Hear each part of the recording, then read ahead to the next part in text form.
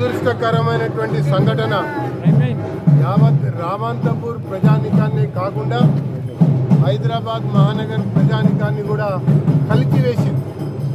ఒక తీవ్రమైనటువంటి సంఘటనగా ప్రజలందరూ భావిస్తూ ఒక నిర్లక్ష్య వైఖరి వలన 6 ప్రాణాలు బలైనాయని చెప్పని ప్రజానికం అంతా గగ్గోలు పెడతా ఉంటే ప్రభుత్వం మాత్రం నిమ్మకు నీరెత్తినట్టు వ్యవహరిస్తూ మొక్కుబడిగా ఏదో 5 లక్షలు ఇస్తాం నష్టపరిహారం అని ప్రకటించడాన్ని చాలా తీవ్రంగా పరిగణిస్తూ ఉన్నాం, తీవ్రంగా తప్పుపడతా ఉన్నాం.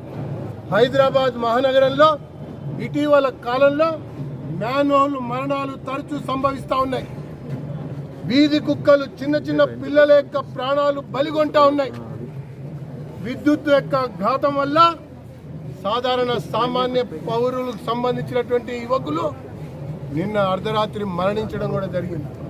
అయినా ప్రభుత్వం కళ్ళు తెరవటల్లా, అధికారులు మొద్దు నిద్ర వీడటల్లా దీన్ని దృష్టిలో పెట్టుకొని ప్రభుత్వం మెడలు వంచాలని, అధికారులు కనువిప్పు కలగాలని, రాబోయేటువంటి కాలంలో ఇలాంటి సంఘటనలు పునరావృతం కాకుండా ఉండాలంటే ఈ రామంతపూరే ఈ రాష్ట్రాన్ని కళ్ళు తెరిపించింది అన్నట్టుగా ఉండాలన్నటువంటి ఒక ఆలోచనతోన ఈ మృతుల కుటుంబాలకి 50 లక్షల నష్టపరిహారం ఇచ్చి తీరాల్సిందే అన్నది మా ప్రధానమైనటువంటి డిమాండ్.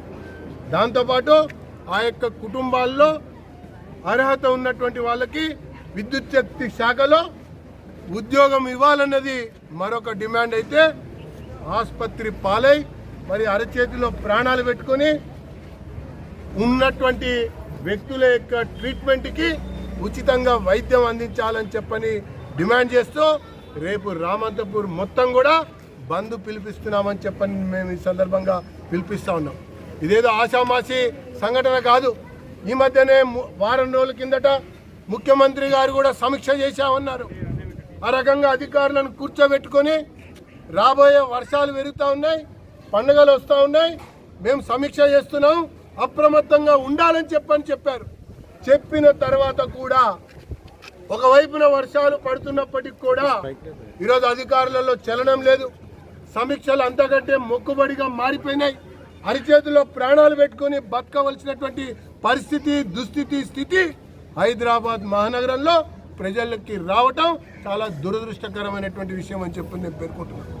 గత 30 సంవత్సరాల నుంచి కూడా ఇదే యాదవ సంఘం యొక్క ఆధ్వర్యంలో మరి బాల గోకులం కింద కృష్ణ జన్మాష్టమి పేరు మీద ఉట్లు కొడుతూ ఊరేగింపు తీస్తూ వస్తూ ఉంటే మరి నిన్నటి సమయం